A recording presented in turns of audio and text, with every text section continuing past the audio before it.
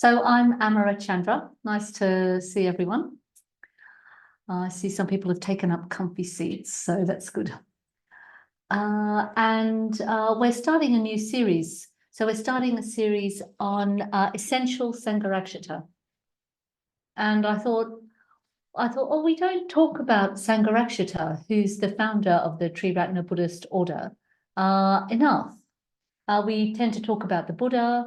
Maybe we'll talk about a historical figure or an aspect of the Dharma, but we don't explicitly bring in Sangharakshita. And I thought, I think I'd like to do that. I think let's do that a bit more explicitly, because in fact he flavors and influences and completely colors everything that we do. I know nothing about the Dharma except for what I've learned through Sangharakshita. Or maybe a better way to say it is that he's just so influenced how I receive the Dharma in whatever form. So sometimes it's through his talks and books, or his, the other people that he's taught that I'm listening to. It's and then sometimes I might be reading Dharma from another source, but I hear it through this sort of the foundation of what Bhante Sangharakshita has given us. Yeah.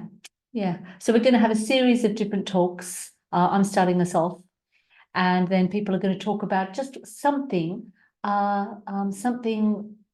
teaching of Bhante Sangharakshita's that has influenced us.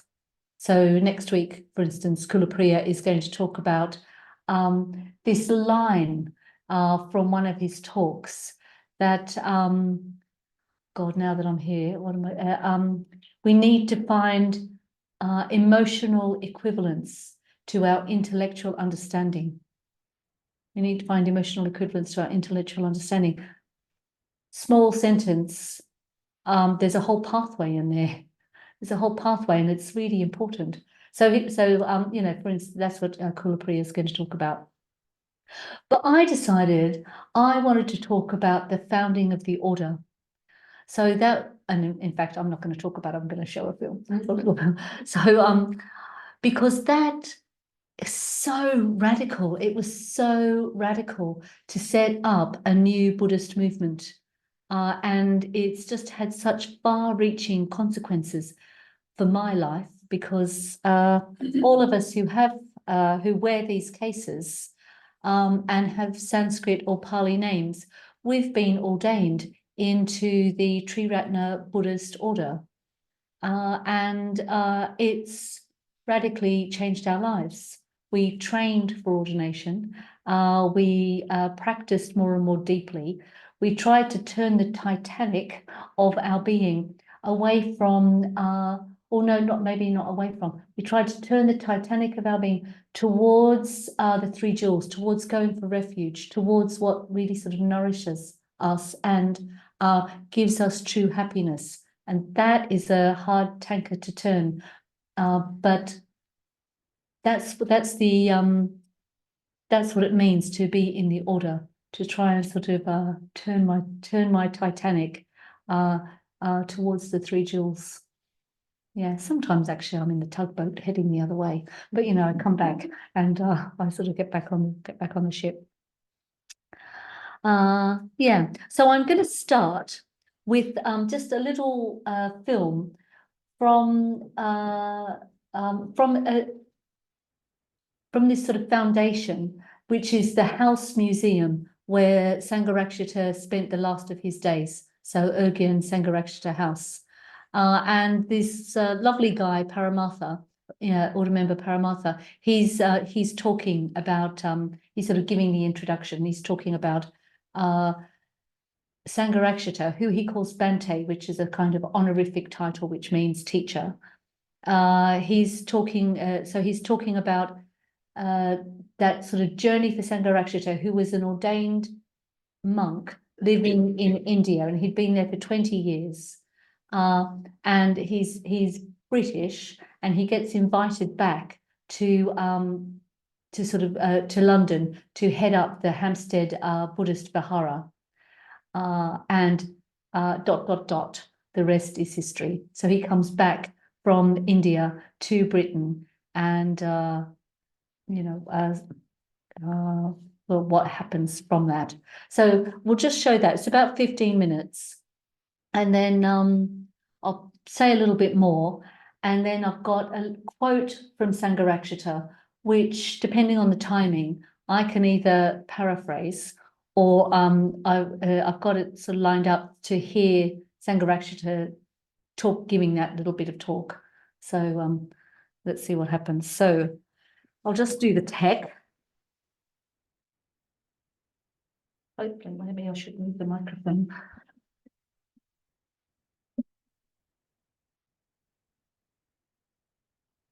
We tucked it away.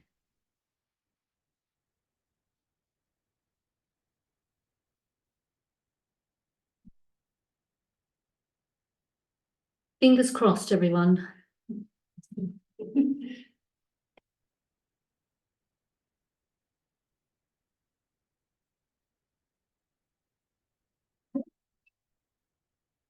Yay.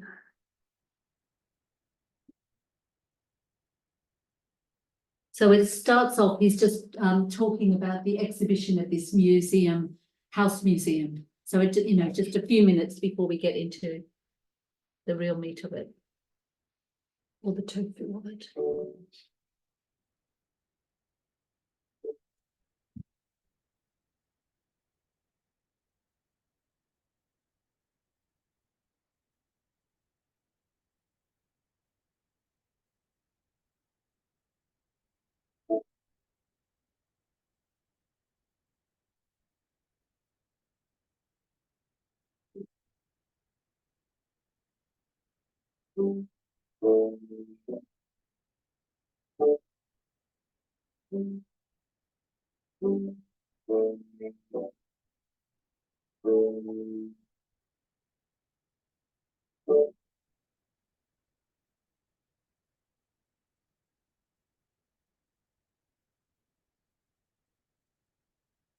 In this blog, I'm delighted to be able to introduce you to a new exhibition in Ergin House, Foundations. You could say that this exhibition introduces us to a chapter in our own collective history that influences us all in one way or another.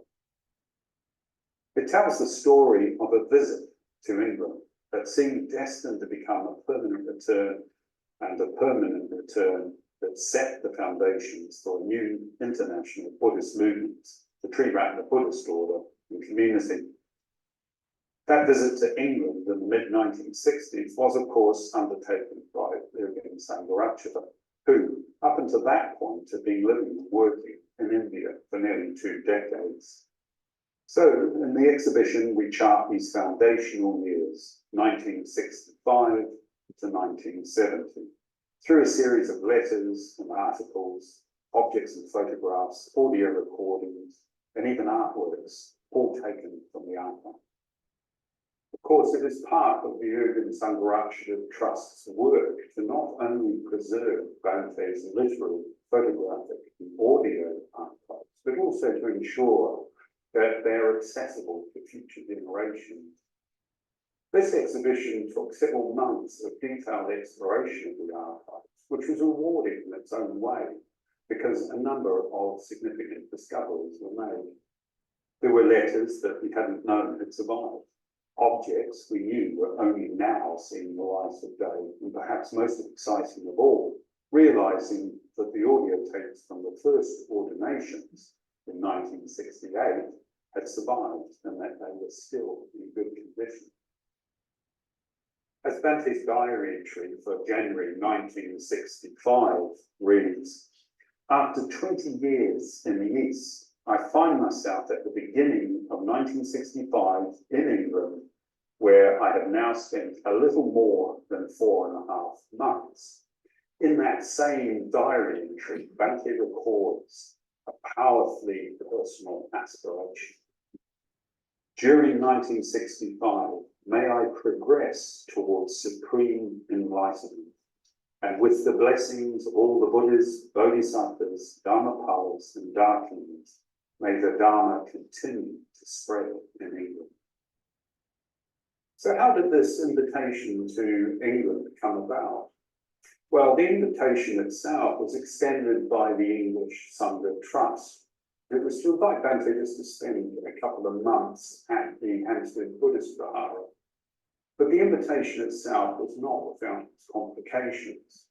Prior to leaving India in 1964, Bhante had learned that all was not well in the relatively small world of British Buddhism. That world, it seemed, was at odds with itself. Christmas Humphreys, one of the most prominent English Buddhists of the time, had already outlined some of the issues in a letter to Sangharakshita. Being aware of Bhante's visit, he was ready to express his confidence in Bhante as, quote, one of the few men capable of taking up the difficult job of restoring harmony between them.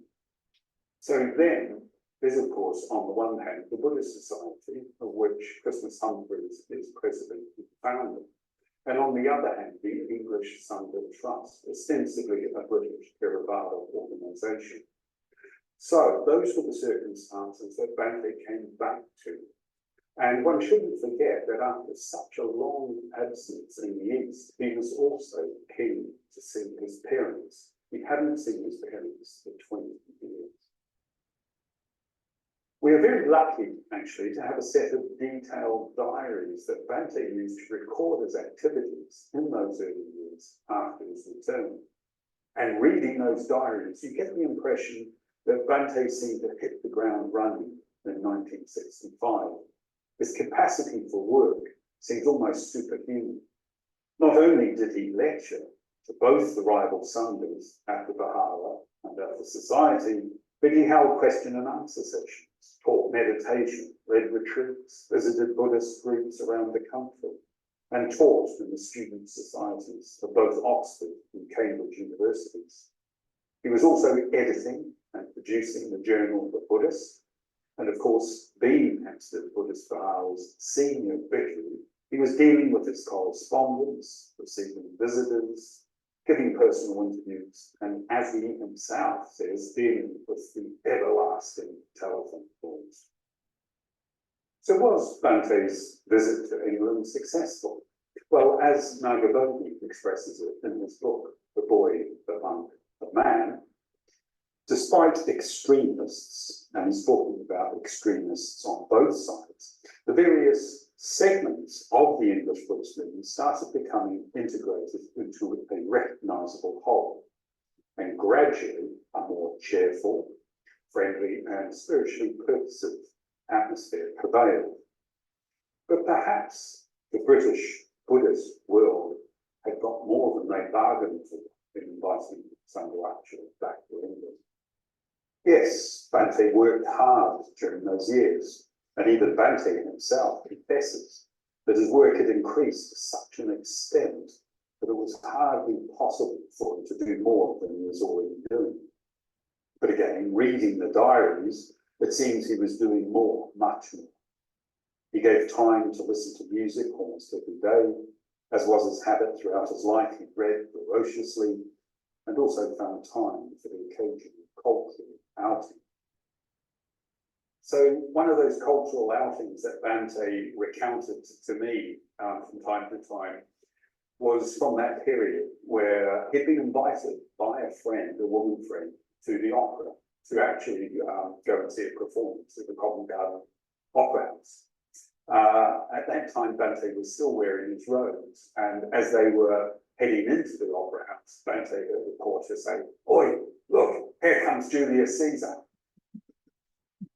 And again, looking at the diaries, during that period, Bhante was also spending time talking to people informally, and forming friendships, and building meaningful relationships with people that he knew were eager and ripe for the Dharma.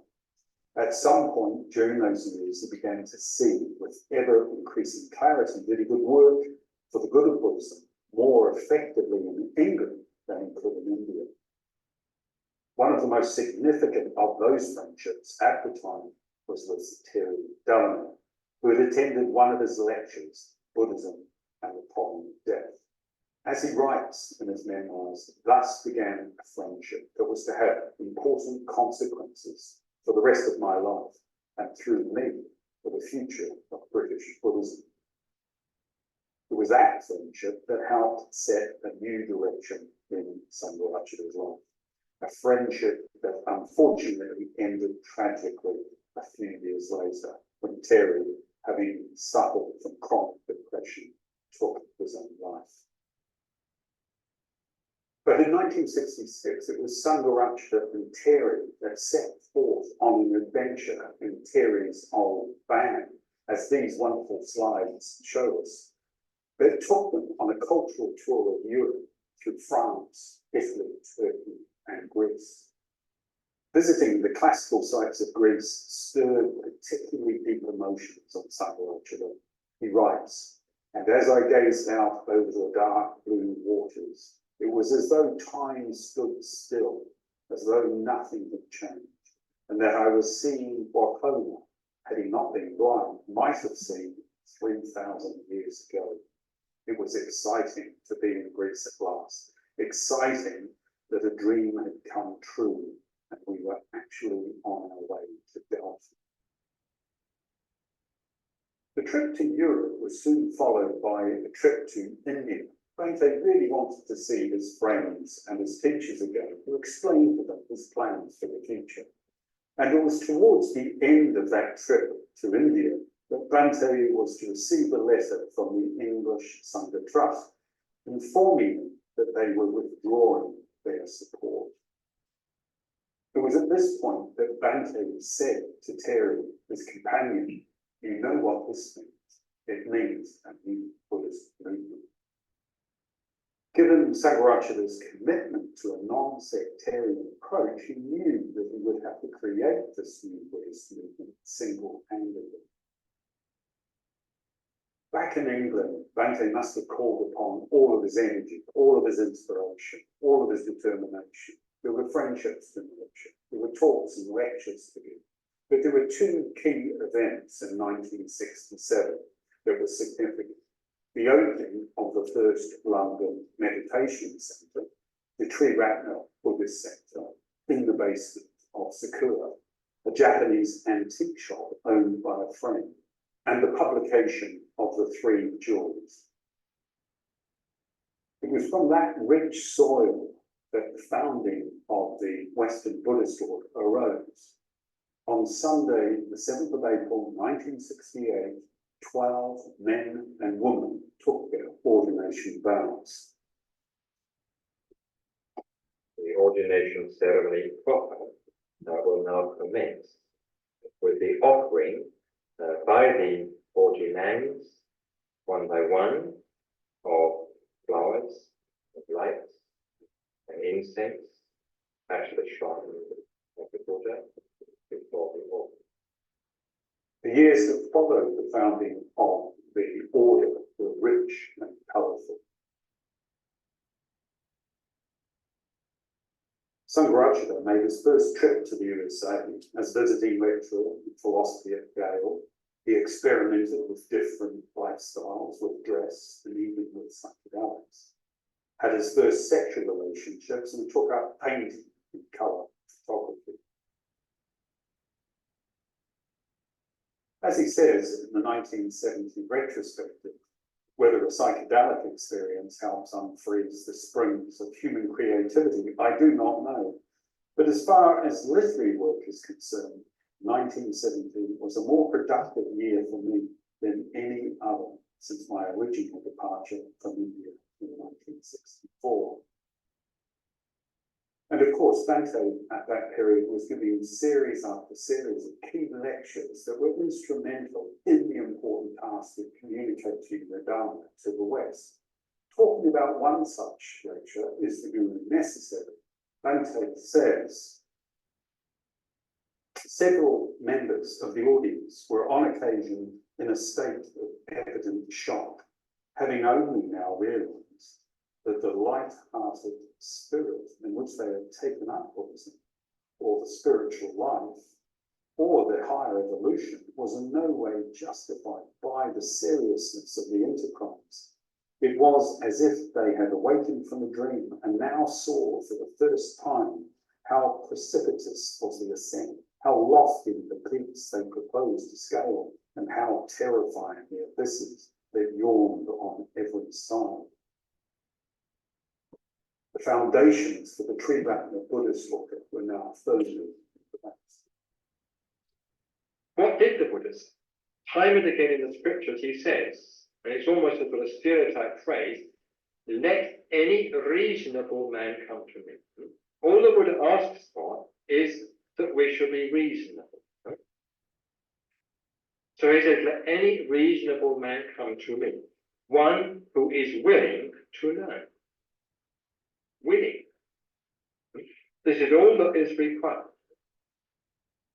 In other words, we may say that all the Buddha requires is contact, reasonable contact, rational contact, and receptivity.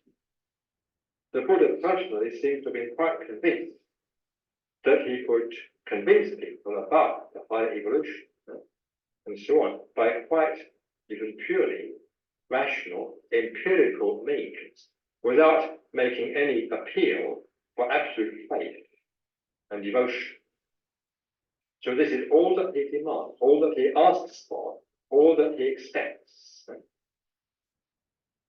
He wants simply a reasonable human being who is willing to learn, willing to evolve, willing to develop. That's all.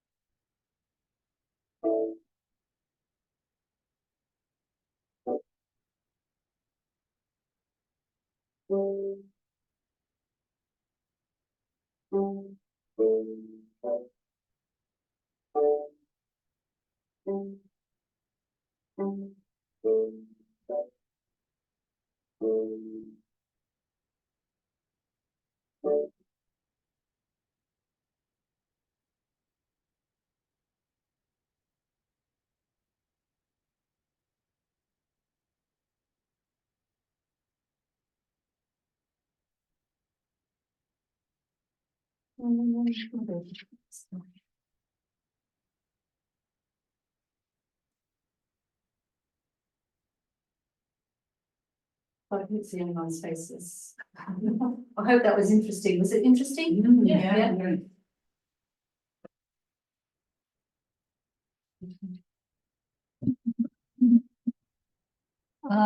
Maybe we could have a few points. Were there anything that you'd like to clarify, or any questions or things that were interesting that you'd like to quite a bit? Yeah.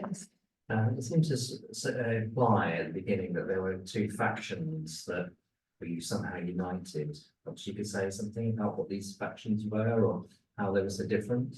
I don't know quite how they were so different. I think there was a bit of just internal,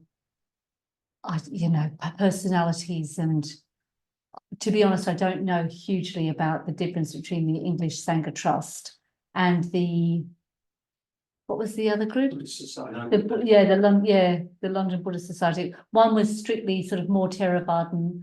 One was led by Christmas Humphreys.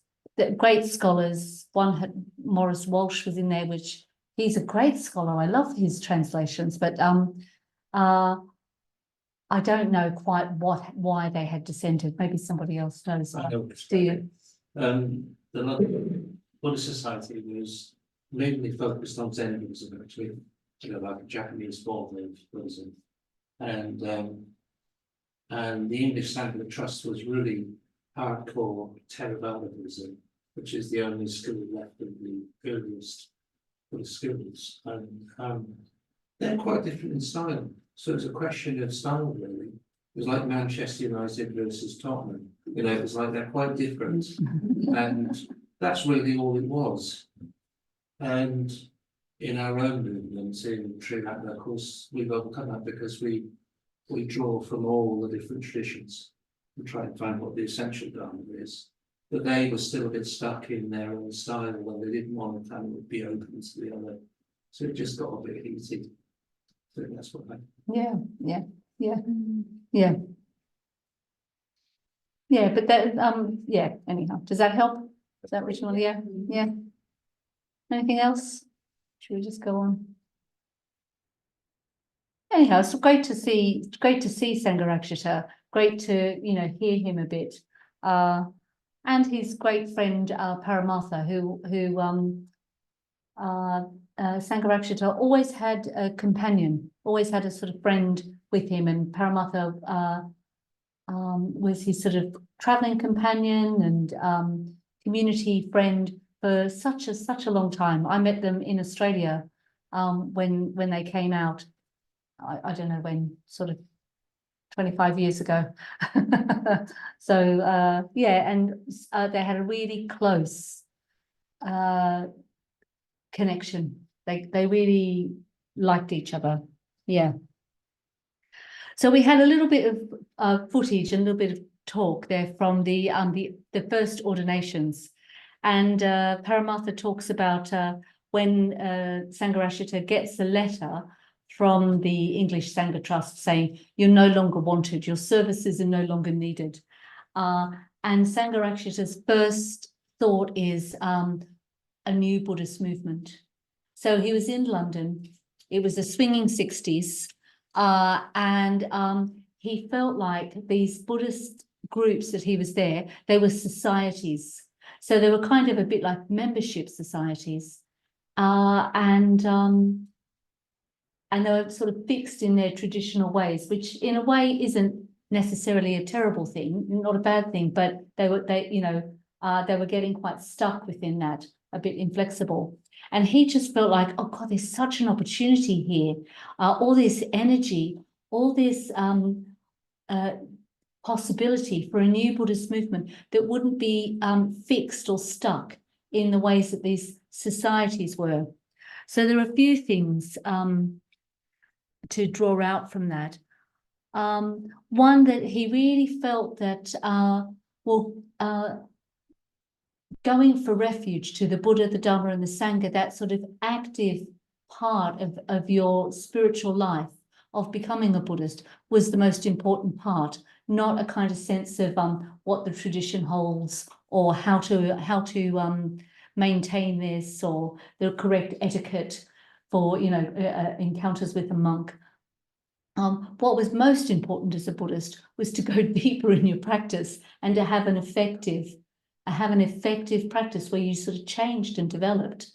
And yeah, and these societies weren't quite that yet. They were a bit nominal. I don't know, I've got this sense of sort of pillbox hats and sort of nice court shoes. You sort of get that sense, which doesn't, I guess, necessarily mean that people are very conservative, but I think it was still developing. So he really had this sense that going for refuge to the three jewels, that's the primary act of a Buddhist.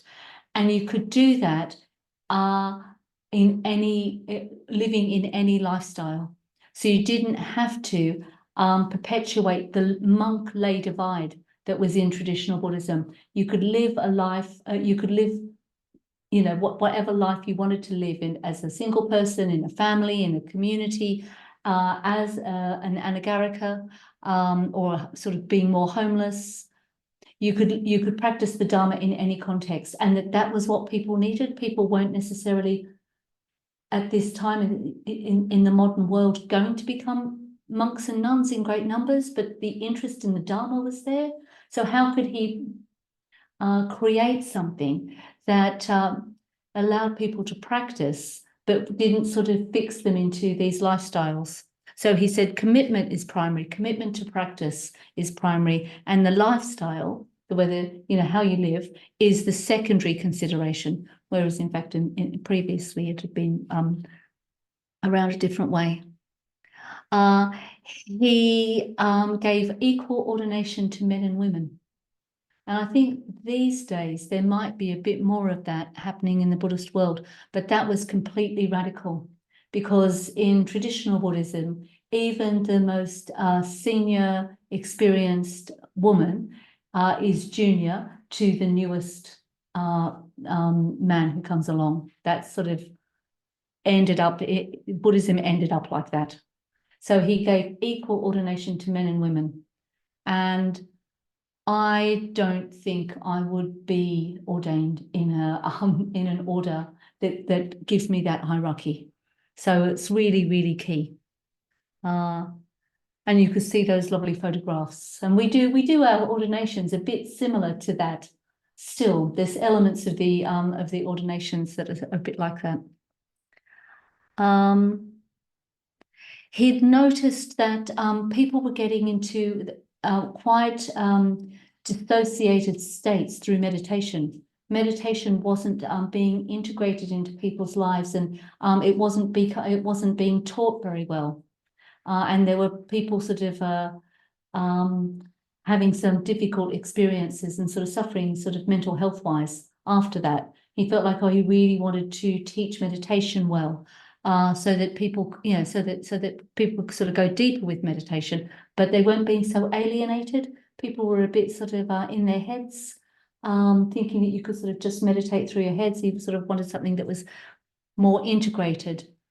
Yeah, so he taught people the metta bhavana, and he taught people the mindfulness of breathing, those two meditations, so that he sort of saw that the people he was coming across in modern Western Europe needed a lot more positivity and needed practices like the metta bhavana in a way that his Indian friends hadn't needed. Actually, they didn't need the metta bhavana; they needed the mindfulness of breathing a lot more. But he sort of saw that actually positivity and metta was needed just as much as developing mindfulness. So he made sure that they were equal practices, so that people weren't sort of having a propensity to just try and do it all cognitively in our post-enlightenment world of this sort of split of head and heart. And he wanted to find a way for Buddhism and the Dharma to speak to our Western culture. Rather, you know, how could we integrate what were the sort of great spiritual heights and depths of the culture that we come from, the artistic culture, the music culture, you know, all these different things, the philosophical culture. How could we sort of what was already our baseline in our culture? How could we integrate that? How could we bring that to the service of the Dharma in a way that really resonated with us? We still have, you know, we still might do sevenfold pujas and things like that that come sort of more from an Indian tradition, but we also bring in the arts and you know, and all sorts of other sorts of Western traditions into Buddhism. And he wanted it to talk to us sort of at our depths, really, rather than be something that was imported, and something sometimes the traditions, you know, that sort of grew up with Buddhism in any culture didn't necessarily reflect Buddhism. They were just the cultural sort of accretions of the culture.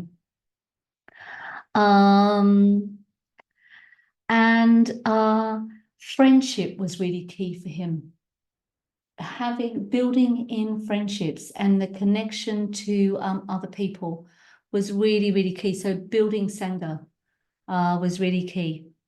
And non-discrimination was also an absolute part of it. So no discrimination about people's sexuality, about caste or class, gender, race, ability. One of Sangharakshita's absolutely core beliefs is that any person can be friends with any other person, and he enacted that when he set up the movement. And of course, he wanted it to be ecumenical. So how to get back to more essential Buddhism that could draw from from early Buddhist sources, could draw from the great Mahayana tradition, as well as Tibetan Buddhism, and maybe bring in Zen Buddhism, but the essentials rather than necessarily all the sort of cultural accretions. You know, what's essential in that? So we could have an ecumenical Buddhism that wasn't so siloed in a tradition which was really beautiful, but we could be different. We could, you know, we had a historical perspective. We could sort of choose. We could sort of bring out the best of Buddhism. And I personally had an experience of that when I was doing a master's at SOAS, and I just audited a course in early in Buddhism in pre-modern China. Thank God I only audited it, but I was there and I could follow the lectures. I could follow their lectures because I'd done Mitra study, and Mitra study had given me this great foundation in the sort of the wealth of Buddhism, Mahayana sutras, all these sorts of things. It was just all there. I totally lost it when we got to the seminars because I had no idea about pre-modern China. But in the lectures, I was fine. And I was really grateful to Mitra study for that. It really sort of gave me that foundation. So yeah, Bhante wanting to set up a way to practice Buddhism that was really vital, really alive, gave flexibility, gave equal access to everyone. And I sit here with my kesa on, and when I was sort of writing this and sort of thinking about it, I was getting quite moved, actually, thinking about what it means to be ordained. And that path of discovering Triratna, when I first came along, it was the Friends of the Western Buddhist Order. But that path to discovering Buddhism, discovering myself through practicing Buddhism, connecting out, making friends, going deeper into the Dharma. And I had a context to go deeper. I had a way to go deeper. I mean, Bhante's brilliance in building a Sangha and seeing that we needed people to practice with. We couldn't do it on our own. His absolute brilliance as a translator of the Dharma. So I've put some of his texts there. There's a project to publish the complete works in a sort of in these sort of volumes that makes it accessible. I mean, they are very heavy tomes, so it's accessible if you want to carry them around, or if you've got the PDFs. But I mean, his brilliance at elucidating the Dharma and speaking to modern sensitivities, knowing what was important and drawing that out. I just there's a brilliance in his exposition of the Dharma. There's an order member called Vishvapani. He's writing. He sort of calls Sangharakshita an image thinker, and that really resonated with me. I'd been thinking about something similar for a while. He helps us take a traditional story but pull out its symbolic value rather than taking it literally. So that, and yeah, we're not going to be reading the sort of the early sutras and the Mahayana sutras in a kind of fundamentalist way, but we can access the tradition but bring out this symbolic value of what's in there, and that makes it more true in a way, because it's a universal truth, or it's a really deep truth. It's been crafted like that, so it really speaks across geography, across time, and across sort of cultures. And they have traveled, these texts. So he knew how to do it. He knew how to sort of bring that out. And he was a great teacher and a great friend. Yeah, to so many. So I'm so grateful to Sangharakshita for creating something that I could be a part of. Because I traveled first in Thailand and met the Dharma there, and then met Tibetan Buddhists.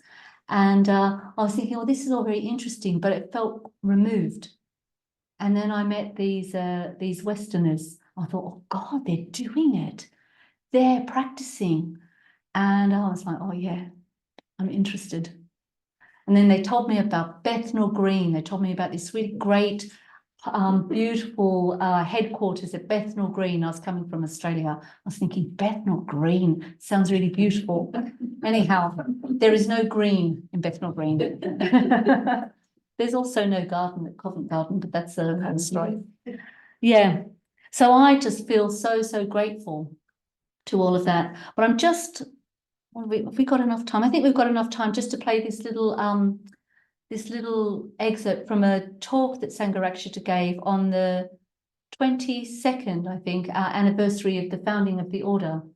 And he's reflecting on has come from, what, you know, how that, on the, like, what's come from him on the order, on the order and the movement that sort of flowered from his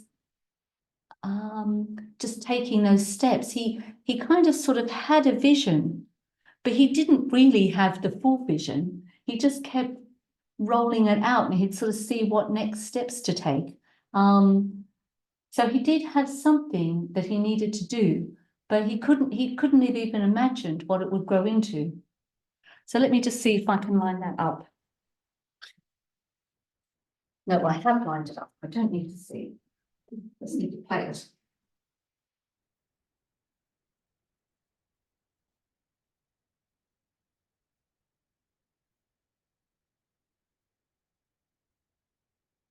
Oh, we can keep the lights up. It's just a voice recording.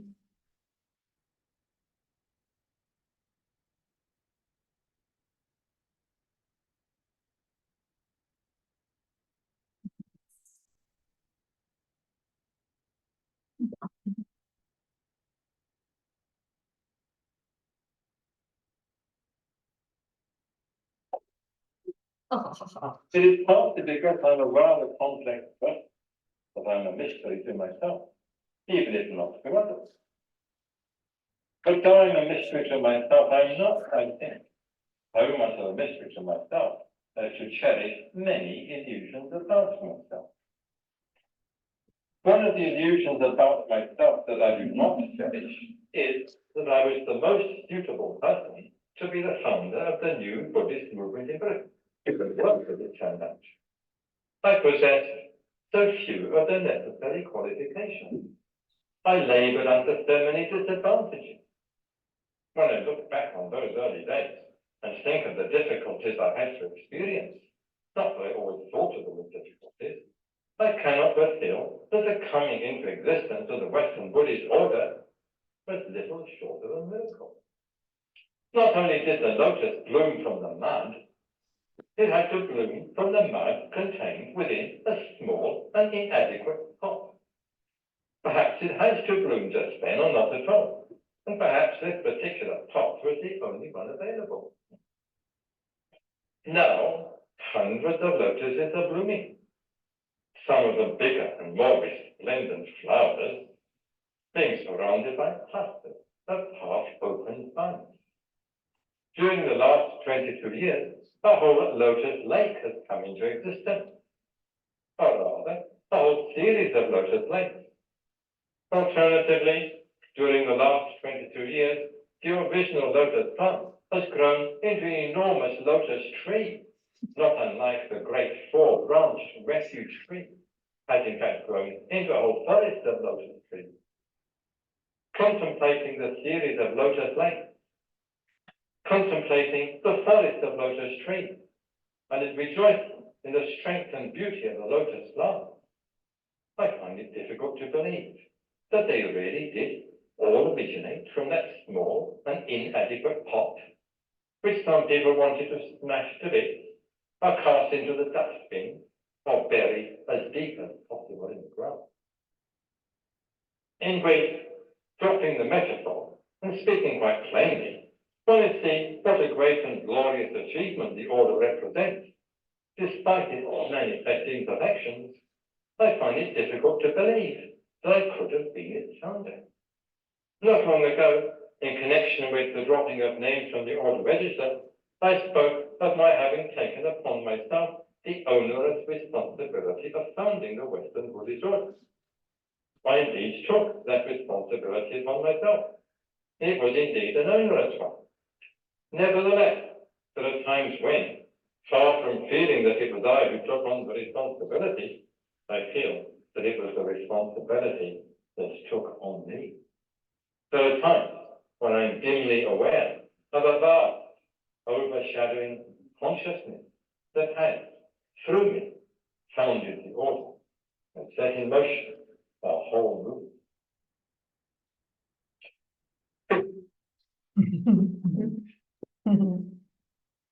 Yeah, so I think that sort of speaks for itself, really. I think you know, there's a humility in there. He sort of worked tirelessly. He had this big vision, and he looks around and he's like, oh, you know, like from me. So yeah.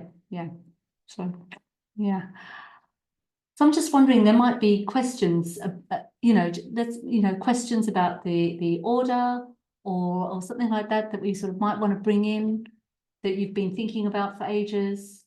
I could sort of say that originally the order that Sangharakshita set up was the Western Buddhist order, and we were the Friends of the Western Buddhist order, because he was sort of setting it up originally in Britain.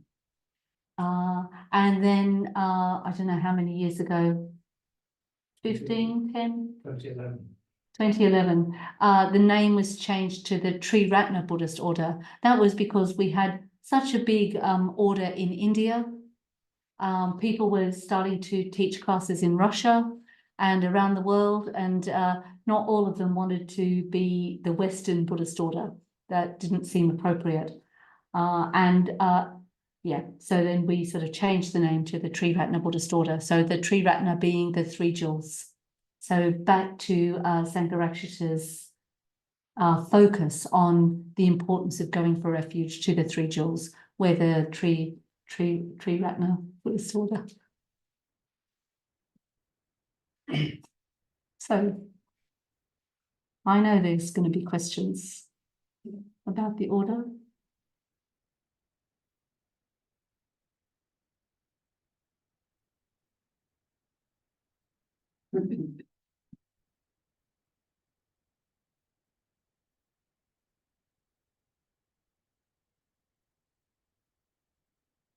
No, Sarah's got no questions. All right, well, Mokshachara's having a little snooze there. Definitely having a snooze. I know you've had a long day. It was really the presentation, the presenter on the film was very good. Oh, it's very good. Yeah, very clear and it's really informative. That's why we've got no questions. Yeah, maybe that's right. Yeah, no, he's completely lovely man. He's come to Cambridge a few times to lead a kind of anniversary sort of day celebration marking the death of Sangharakshita, who died. Do you know the date off the top of your head? About 5 years ago. So he only died 5 years ago. Yeah. How old was he when he died? 93. Yeah, he lived a long and good life. It was funny, wasn't it, seeing him go with his Buddhist robes to the 70s fashion? Yeah. Yeah. There are some even scarier photographs than that. Yeah, and his Indian teeth, which were very scary. Yeah. But yeah, that transition, that sort of, he realized that the robes got in the way. But he was letting go of that. Yeah. He was letting go of it. Yeah. Because he didn't wear robes after that, did he? Sometimes he would, when he would go to India, he would wear robes again. But not in England. But not in England. No. But he had a gold caser. So sometimes order members wear a gold caser, and that means that they're practicing brahmacharya. So homeless, well, not exactly homelessness, but letting go of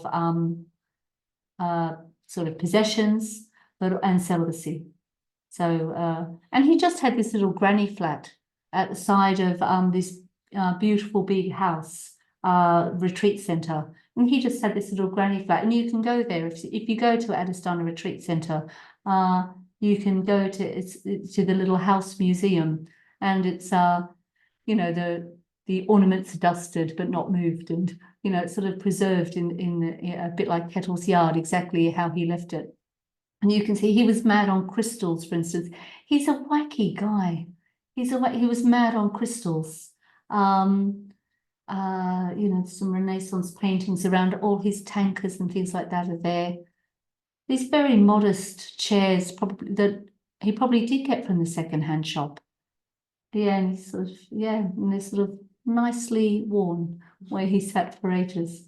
And even he used to live in a little flat above the London Buddhist Centre, small little flat. He's always lived very, very modestly.